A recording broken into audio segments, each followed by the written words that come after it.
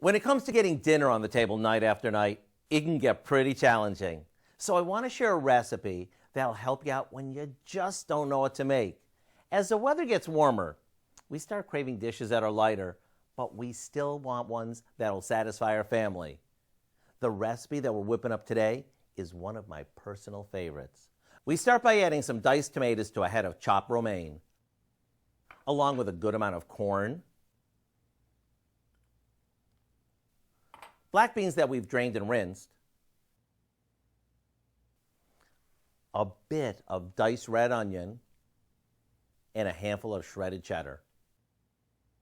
We set that aside for a sec and toss a good amount of cooked chicken that we've cut up into cubes with some barbecue sauce.